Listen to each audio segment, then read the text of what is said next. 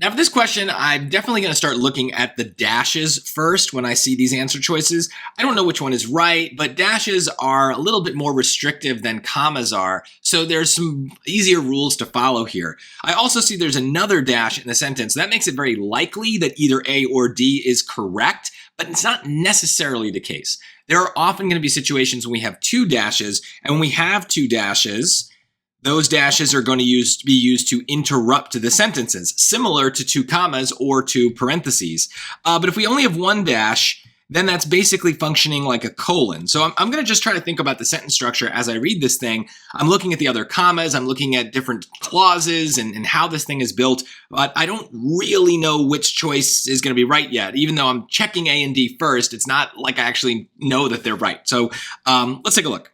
Actually, I'm going to start right here, because once this other first sentence is over, that doesn't affect the second sentence. So Milkman's research can thus address anomalies that neoclassical economic models, which assume that people are consistently rational decision makers, cannot explain.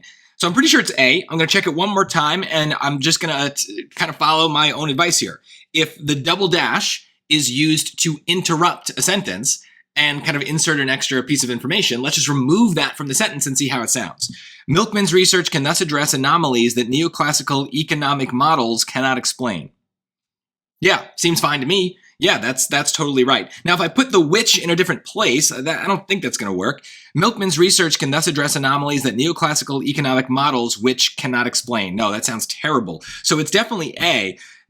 I think that the biggest trap here, though, is B, mostly because when we learn comma rules in English, we often learn them in very definitive ways. First of all, everyone learns that a comma is a pause. That is not going to get you too far on the SAT. It'll help on the easy ones, but thinking of a comma as a pause is not going to help you on the hard ones where the sentences are pausing all over the place. There's tons of interruptions and clauses and breaks and all these things. We need to think of the much more kind of specifically structural reason that we would have a comma is it is joining two different clauses together.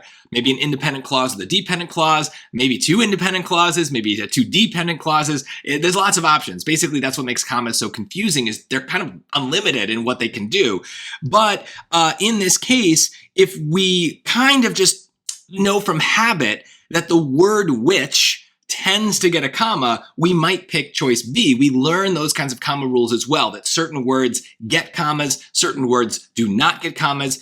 The word which very often does get a comma when we write, but it's not required to have one. And here the dash is kind of functioning the same way as a comma would. But even still, I can easily think of a sentence that doesn't have a comma with the word which. How about something like, let's make a little room. I don't know which shirt to wear, right?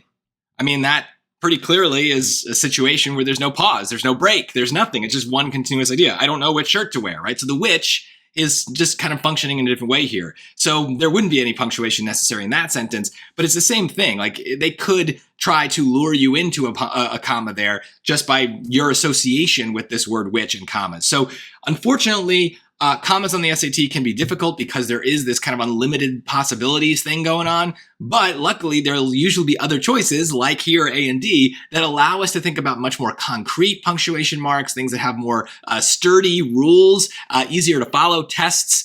So just kind of look at those first, and then if that doesn't work, start to think about the commas that they're inserting in the choices plus any other commas in the sentences, because kind of like with this one, we do need to think about maybe how multiple punctuation marks work together to interrupt a sentence, to add clauses on either end. And so this one really wouldn't make sense if not for this second dash out here on the end. And that allows me to think of the interruption, and I test it out by removing it. And sure enough, it sounds like a sentence, and that's why I know that we need two dashes there.